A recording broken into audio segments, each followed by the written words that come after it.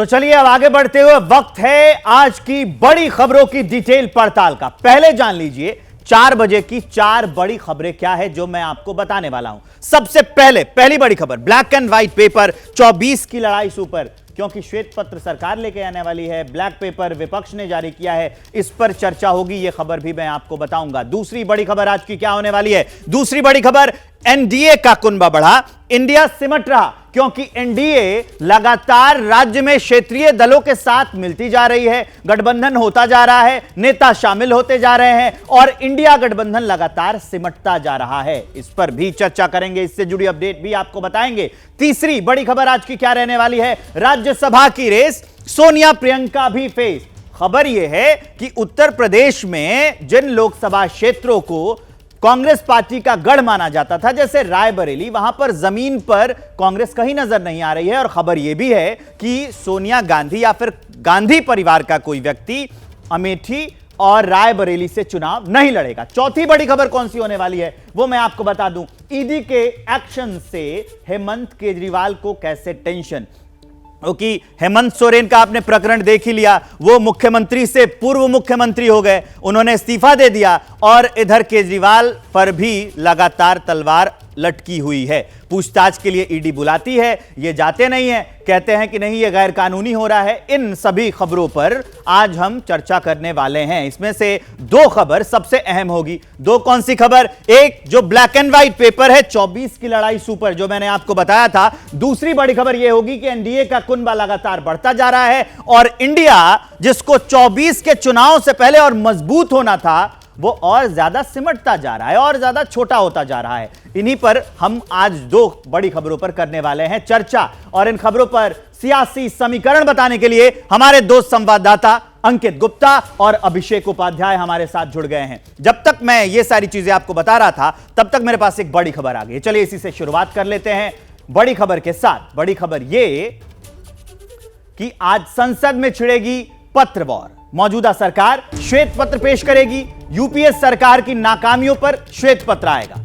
वित्त मंत्री निर्मला सीतारमण पेश करेंगी श्वेत पत्र। पत्र में यूपीए और एनडीए की स्टडी होगी। यह अपडेट मैं आपको बता रहा हूं कि जो श्वेत पत्र आज पेश होने वाला है उसमें यूपीए और एनडीए की स्टडी की गई है। आर्थिक हालातों पर कई आंकड़े आज गिनाए जाएंगे। यूपीए सरकार की नाकामियों पर सरकार यह श्वेत पत्र लेकर आ रही है और वित्त मंत्री निर्मला सीतारमण जो है यह श्वेत पत्र पेश करने वाली हैं। अब इसी पर चर्चा के लिए सबसे पहले चलते हैं हम अंकित गुप्ता के पास, हमारे संवाददाता जुड़ रहे हैं। अंकित, श्वेत पत्र कितनी देर में पेश हो सकता है ये तो बताइए, और साथ में यह भी बताइएगा कि समय क्या ये उचित था? 24 के चुनाव को भी साधा जा रहा है इससे।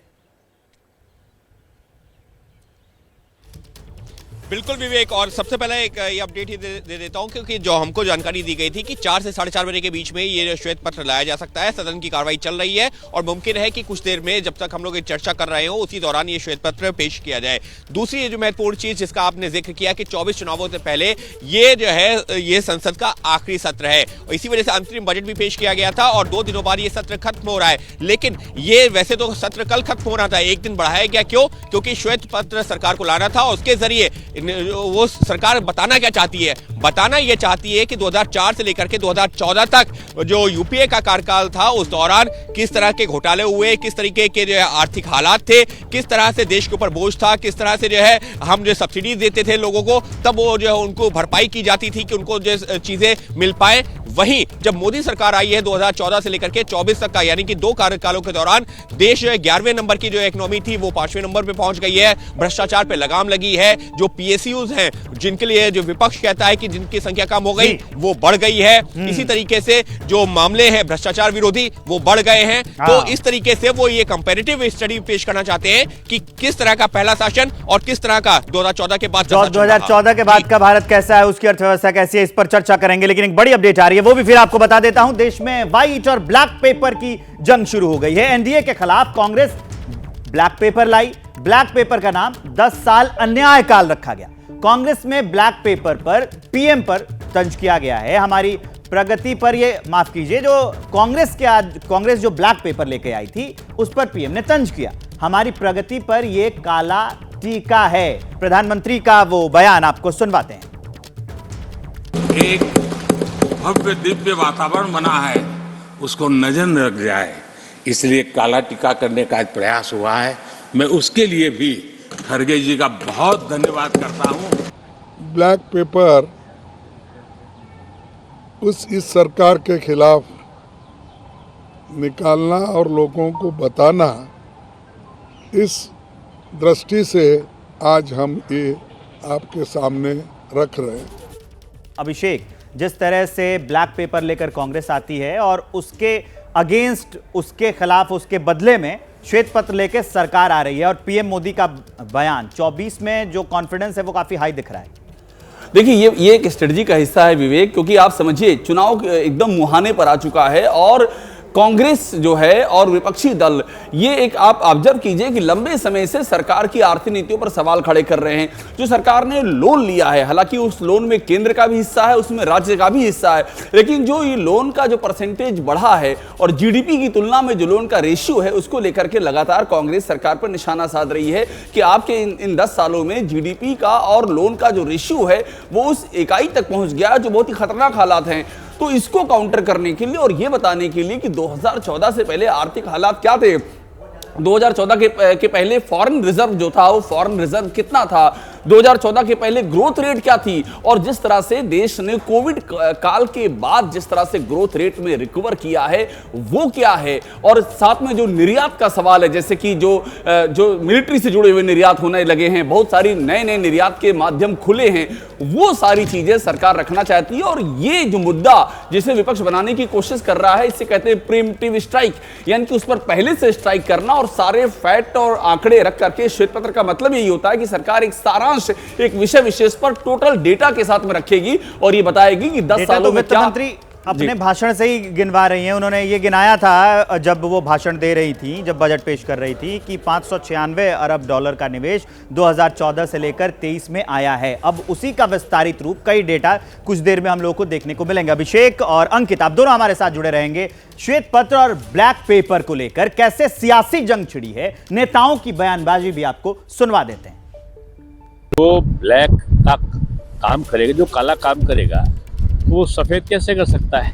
तो उनका इंटरनल सर्वे उनको 200 सीटों के ऊपर नहीं ले जा रहा है, तो अपने सारे काले कारनामे ढकने के लिए ये व्हाइट पेपर ला रहे हैं, जिससे इनका पाप ढक गया है। ये लोग के काले चेहरे हो गए हैं, इसलिए काले कारनामे कर रहे हैं और इसीलिए काला चिट्ठा दिखाने की कोशिश कर रहे हैं। करने का मौका जनता बार बार नहीं देगी, तो काम करके दिखाना चाहिए, इन चीजों से बाज आना चाहिए। अपने ब्लैक डीड को छुपाने के लिए ब्लैक पेपर ला रहे हैं भाई। अब इनको जनता सुनती नहीं। पेपर वॉर चल रहा है तो चलने दीजिए। उसको लगता है देश हमने बनाया है सिर्फ 10 साल में, 5 साल में, भूल जाइए।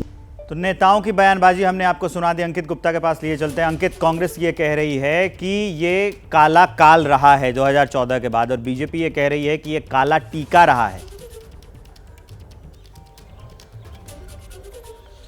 बिल्कुल, देखिए बीजेपी लगातार यही कहती रही है कि 2014 से पहले जो देश के क्या हालात थे वो देश के सामने आना जरूरी है। और जिस तरीके से आज जो है, जब मल्लिकार्जुन खड़गे प्रेस कॉन्फ्रेंस करके सदन में पहुंचे राज्यसभा में, उस दौरान सदन में जो लोग रिटायर हो रहे थे सांसद, उनको जो है एक तरीके से रिटायरमेंट की विदाई जो दी जा रही थी, तो प्रधानमंत्री उस बात का जिक्र कर रहे थे। लेकिन जैसे ही मल्लिकार्जुन खड़गे वहां पर दाखिल होते हैं, प्रधानमंत्री को बखूबी जानकारी थी कि किस तरीके से मल्लिकार्जुन खड़गे प्रेस कॉन्फ्रेंस करके आए हैं और काला जो यानी कि जो ब्लैक पेपर जारी करके आए हैं। और उसी पर प्रधानमंत्री ने कटाक्ष करते हुए कहा कि ये लोग कभी विरोध में काले कपड़े पहन के आते हैं, कभी जो ब्लैक पेपर जारी करते हैं, तो वो तो हमारे लिए एक काला टीका है। यानी कि जो विपक्ष का हमला था उसका भी प्रधानमंत्री ने अपने तरह से जवाब दिया, और वो कटाक्ष में ही जो जवाब दिया उससे उन्होंने संदेश दे दिया कि किस तरह से विपक्ष घबराया हुआ है इस व्हाइट पेपर से। जी, और प्रधानमंत्री इस पर चुटकी भी ले चुके हैं। उन्होंने वो जो 400 वाली बात थी उस पर मल्लिकार्जुन खड़गे का धन्यवाद भी किया था। इंडिया को यूपी में बड़े झटके के आसार हैं। जल्द एनडीए में शामिल होंगे जयंत चौधरी। सूत्रों के हवाले से यह खबर मैं आपको बता रहा हूं। आरएलडी को केंद्र में मिल सकती है जगह।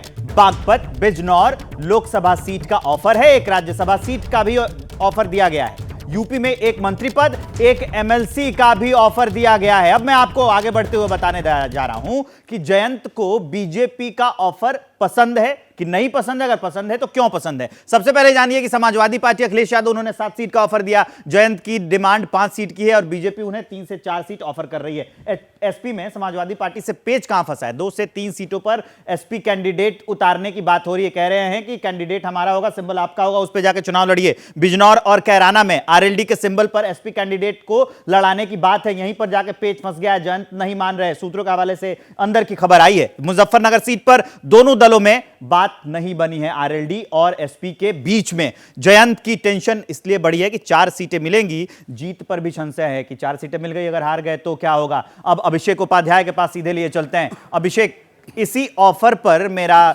बहुत बड़ा सवाल है कि ये जो ऑफर समाजवादी पार्टी ने ज्यादा सीटों का दिया है, लेकिन बीजेपी के साथ कमी सीटों पर जाने को कैसे तैयार हैं जयंत चौधरी? देखिए, 2 वजह हैं। पहली वजह तो ये है कि जो भी आप जिक्र कर रहे थे वो एक सच्चाई है। हमारे आरएलडी के सोर्सेज ये कहते हैं कि मुजफ्फरनगर, कैराना, बिजनौर, ये कम से कम 3 सीटें ऐसी हैं जहां समाजवादी पार्टी अपने उम्मीदवारों के लिए पिच कर रही है।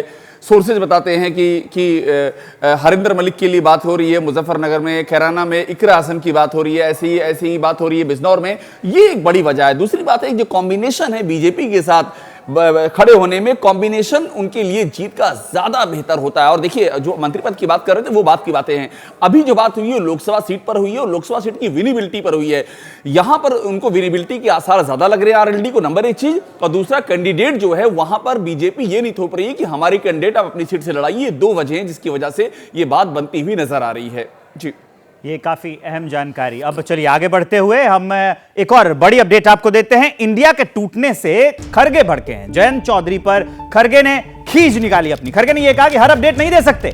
बीजेपी के साथ जाने के सवाल पर बिफर गए खरगे, खींच निकाल दी। खरगे ने क्या कहा वो जरा हम आपको सुनाते हैं।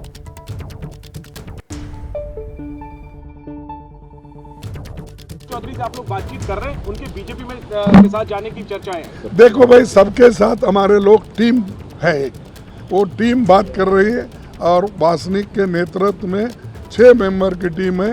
हर जगह हम कांटेक्ट कर रहे हैं, लेकिन हर चीज़ डिस्क्लोज प्रेस को नहीं कर सकते जब तक वो ये नहीं बनता कि सीट कितने क्या है फिक्स नहीं हो। अंकित, ये खींच क्यों है? ये गठबंधन के टूटने का गुस्सा है? निश्चित तौर पर अगर विवेक आप इस बयान को देखेंगे तो ये जयंत चौधरी के नाम पे सवाल पूछा गया था, तो ये जयंत चौधरी को लेकर के आपको नजर आ रहा होगा। लेकिन ये सिर्फ ऐसा नहीं है कि जयंत चौधरी को लेकर के। आप याद करिए, पिछले 1 महीने में ही अगर हम बात करते हैं तो पहले जो ममता बनर्जी का ये बयान कि 40 से कम पे कांग्रेस सिमट जाएगी, ममता बनर्जी ने एक तरह से खुद को अलग कर लिया। उसके बाद में जो है बिहार की बात की जाए, नीतीश कुमार उनसे अलग हो गए, और अब यूपी की बात की जाए तो यूपी में जो है जयंत चौधरी उनसे अलग होते हुए दिख रहे हैं। तो ये खींच निश्चित तौर पर, क्योंकि वो इंडिया अलायंस जिसको लेकर के बहुत बड़े दावे किए जा रहे थे कि हम सब एक साथ हैं, बीजेपी हम को सब हरा एक साथ देंगे, हैं, और उसके जब जैसे मुख्य लड़ाई आई, जब आपको मैदान में जाना है हारने और जीतने के लिए, युद्ध जीतने के लिए, उसी समय आपकी सेना धीरे धीरे सेनापति बिखरने लगती है।